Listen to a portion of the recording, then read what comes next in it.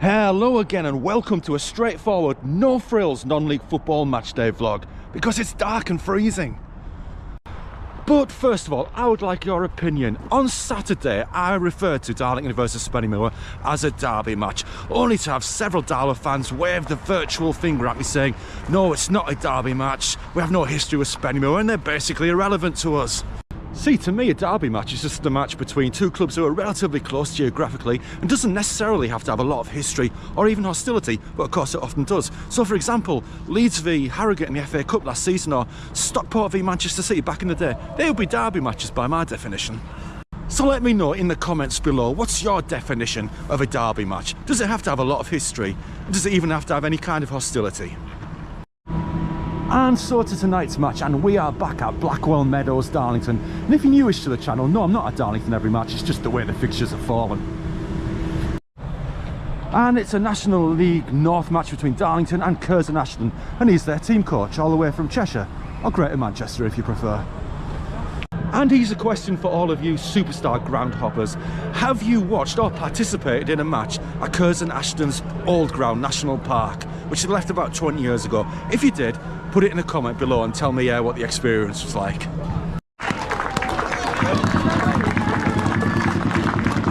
your hands together for the teams, Darlington and Curzon Ashton. Darlington line up as follows in goal number 1. So it is 6th v 8th in the table, Darlington 1 point ahead of Curzon Ashton. Darlow in the black and white as usual, Curzon in the weird luminous greeny yellow today. And one thing to say about this is Curzon are definitely Darlington's bogey team. I think Darlow haven't beaten them here since 2017. So my prediction tonight, 2-2 draw with a crowd of 1,280.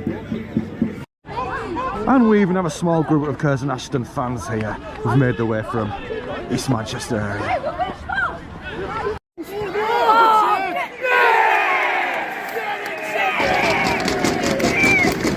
First minute, Cedric Main starting where he left off on Saturday against Spenny. Defensive mistake, great start for Darlow.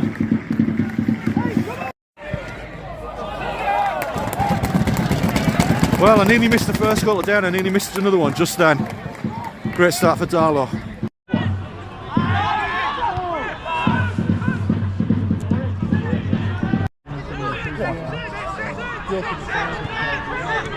One more.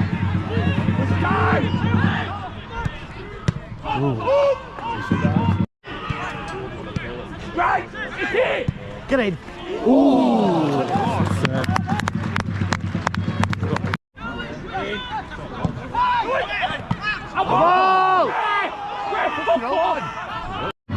Go on, Charlie. I'll hold up for you. Hold up your man.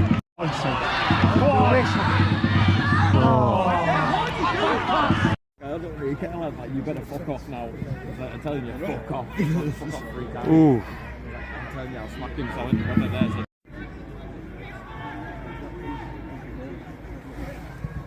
Ooh. Oh, what a goal. Equaliser Curzon.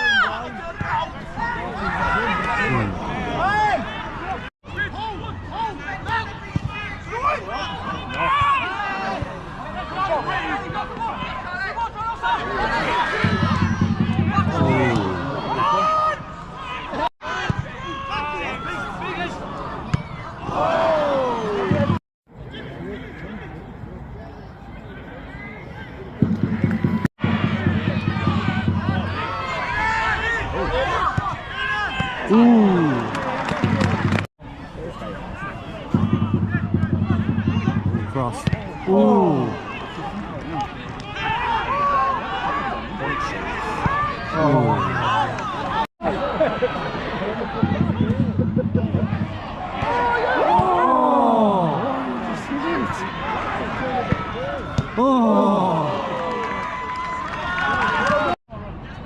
What are you investing for? It's nowhere near you.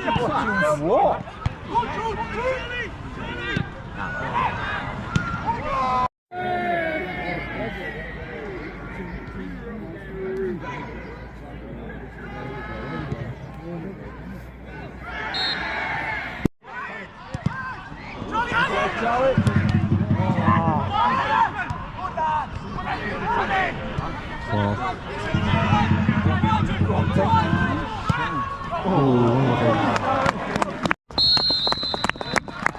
That's half time. Darlington 1, Curzon Ashton 1. Darlington with all the chances, but Curzon with that cracking direct free kick. Our 2-2 still on. Okay, so it's half time again. To distract me from the cold, I've got lifelong fan Andrew here with me. So Andrew, how long have you been supporting Darlow? Right, well, I came when I was 5-year-old, when we moved to Darlington in 1968. I know I don't look old enough, but 1968, and I could hear the roar of Feethams from where we were living, and I pestered my dad to take me along. So I went to a few games, which was absolutely brilliant. But it was really in the 70s when I got my own pocket money and I could go to the games at Feethams on my own with my mates, and I've been... And away games as well? I started, my first away game was 1980. Yeah. And where was that? That was at Chesterfield in the League Cup. Yeah. First round, first leg, and that was a 3 o'clock kick-off, and me and my mate had gone to Sheffield Wednesday versus Sheffield United for the 11:30 kick-off on that morning. We just popped on a train from one to the other one. So also, Andrew, you're wearing this dashing kind of pink volunteers bib here. Yes. So what do you do on a match day at the moment here? Right, on a match day, I'm involved with a number of things. Myself and my son bring a load of old programmes, and we fill up the Quaker retail with all them and leave them for Dave to sell those. And I put them on the video last Saturday. You certainly do. Yeah. There was all that, so we have to empty those racks and take them all back home again after the game. Yeah. Then myself and my son, we set up we sell the programmes. Our 50-50 sellers, so I'm up in hospitality, director's room, around the ground selling 50-50s. So also, Andrew, so what roles have you had since the club became a fan-owned club when they were demoted to, Step 5? Right. Well, I started at Heritage Park where we were doing the bucket collections, and somebody said we haven't got anybody to do the buckets, so I picked up a bucket and said I'll do that. Never stopped since then, but I was then asked to join the Supporters Group board, which I did 10 years ago. And I took over as treasurer very shortly after I became on the board, and I just relinquished my position in October. So just last month, after 10 years, my wife had enough of been volunteering. So that's what I've been doing. So Andrew, you're also an avid ground hopper of many years, and most people who watch this channel have been ground hoppers at some point. So give me 4 or 5 of your favourite lost grounds that don't exist anymore. Oh, right. Well, one of my favourites because of the it's the first one me did was Sealand Road at Chester. I remember going there against Hull City back in 1979. Again in 82 I went down to the Dell at Southampton. That was a quaint little ground, should we say. That was certainly different. I actually went to the Den at Millwall as well on a Sunday, a local derby against Orient. Were you in the away end? I was just a neutral in the corner. Oh, okay. we just sat neutral in a London derby. Well, yeah, with a northeastern accent here, that went down well. But no, it was all right, that. And a couple more? Another one I like to go do, I went about 3 times, was Burton Albion, the old Eaton Park. That was a nice non-league ground. Remember that one. But I've been to a few that don't exist anymore, like Ferryhill Athletic. Yeah, I did a video on that one. Yeah, I saw that video, yes.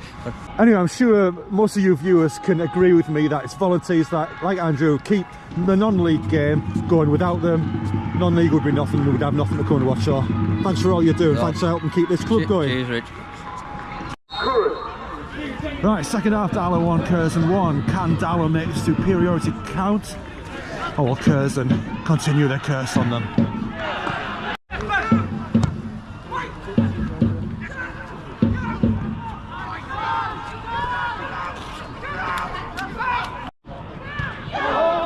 Oh dear. First minute of the second half, Curzon in the lead. First shot hit the post, came off, went in as an own goal. Curzon Darlow again.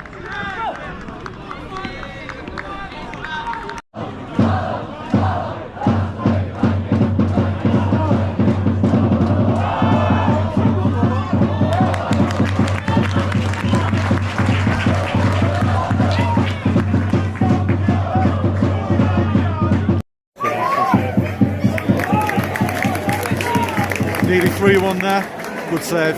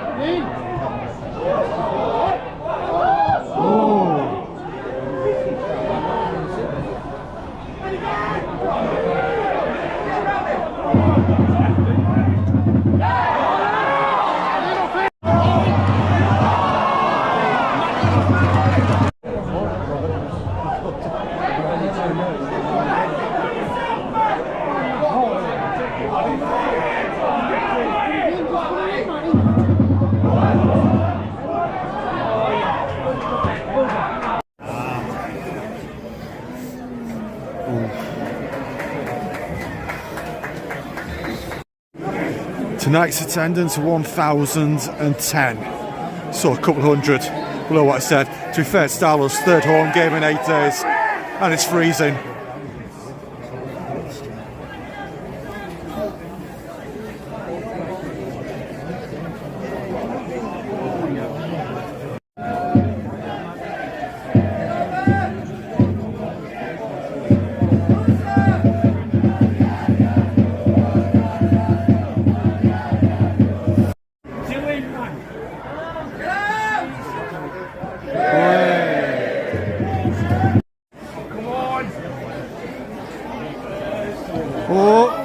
Oh, what a goal. 3-2 Curzon, 8 minutes or so left.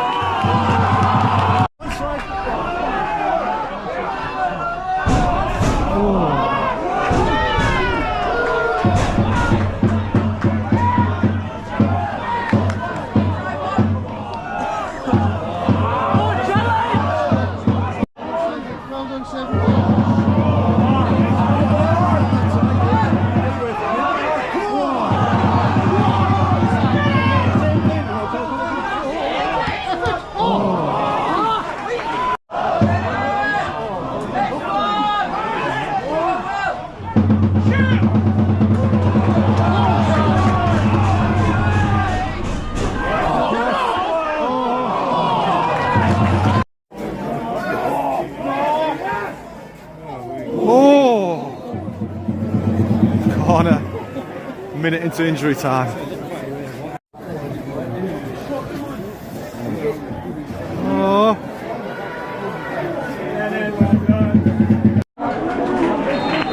There's full-time whistle. Darlington 3, Curzon Ashton 3. Brilliant second half. Chances at both ends. I missed a couple of Curzon ones. Once again, Darlington cannot break the Curzon Ashton curse. Something like 8 years since Darlow have beaten them here.